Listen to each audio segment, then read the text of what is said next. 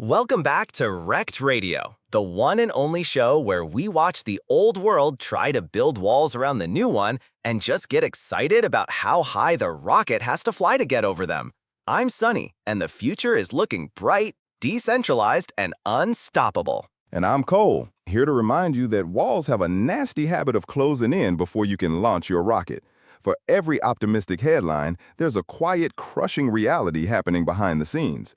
Let's dig into the battle for crypto survival before the walls get too high. You call it a battle for survival, I call it the final boss fight before we win the game.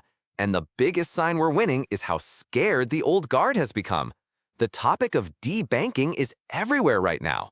The legacy financial system is actively trying to lock crypto companies out of basic banking services. It's not a sign that we're winning, Sonny. It's a sign that we're losing a critical fight.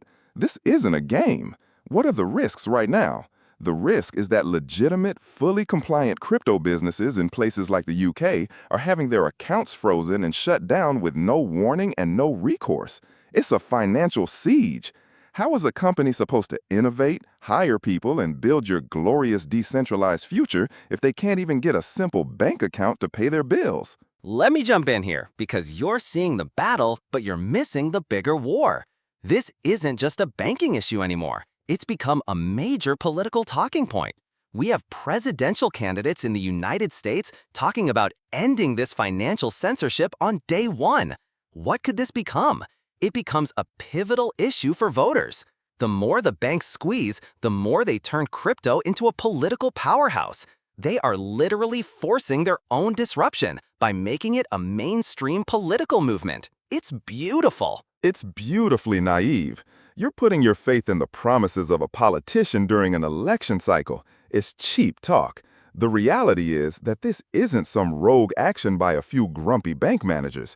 People are calling this Operation Choke Point 2.0, a coordinated, systemic effort by financial incumbents and regulators to quietly strangle the crypto industry from the inside out. They don't have to ban Bitcoin. They just have to make it impossible for any company that touches it to operate in the real world. It's a shadow war, and right now the crypto industry is getting ambushed. You say shadow war, I say a system showing its hand. They're revealing how centralized and fragile their power really is. They're proving the entire thesis for crypto's existence. Every time they shut down a compliant company's bank account, they create 1,000 new believers in decentralization. This isn't a setback. It's the most effective marketing campaign for DeFi we could have ever asked for. It forces us to build and rely on our own parallel financial system, which was the goal all along. We are years, if not decades, away from a world that can run entirely on a parallel crypto system. Until then, you need on-ramps and off-ramps to the real economy. You need to pay taxes, you need to pay salaries, you need to buy servers. By cutting off those ramps, they can starve the ecosystem of oxygen long before your decentralized utopia is ready.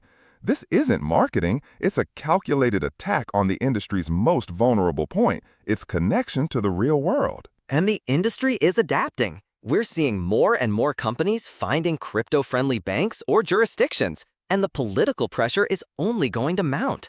The cat is out of the bag. You can't debank an idea whose time has come.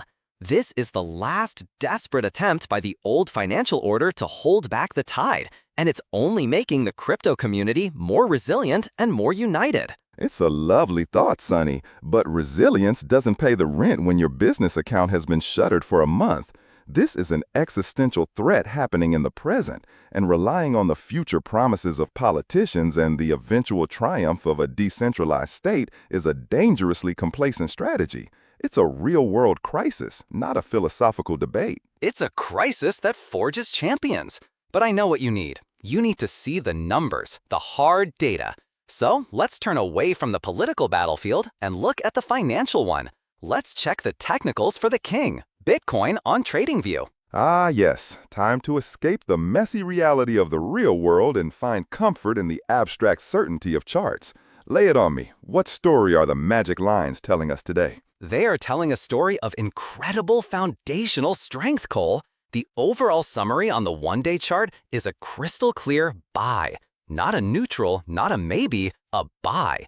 But it gets even better when you look under the hood. The moving averages, which show the deep, powerful underlying trend of the market, are flashing a strong buy. That's the direction of the aircraft carrier, Cole. It has chosen its course, and it is moving forward with conviction. You and your aircraft carrier. You're looking at the wake behind the ship and thinking it predicts the weather ahead. Let's look at the actual control panel. The oscillators, the instruments that measure the current market momentum and sentiment. What are they saying? Let me guess, they're not quite as enthusiastic. They are on neutral, and that is the most bullish signal of the market. I'm serious. What could this become? It's the perfect setup. You have a confirmed strong buy on the long-term trend, showing that the foundational strength is locked in, combined with neutral short-term momentum. This means the market has paused, cooled off its engines, and is consolidating on a high plateau of strength. It's building energy for the next massive leg up. It's a textbook healthy pause in a roaring bull market. Or, and hear me out, it's a textbook case of exhaustion. What are the risks right now? A massive divergence between a lagging indicator and a real-time one. The strong buy on the moving averages reflects the buying pressure from last week or last month. The neutral on the oscillators tells you that buying pressure is gone today. The engine has stalled, the buyers are tired, and the market has no more fuel to push higher.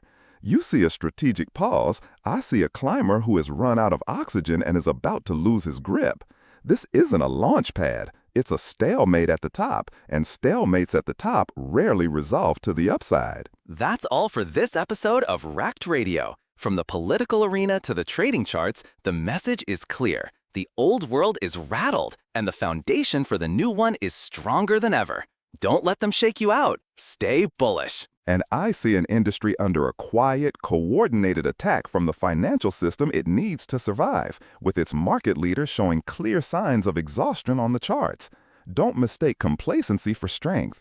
Be careful out there. You've been listening to Rekt Radio.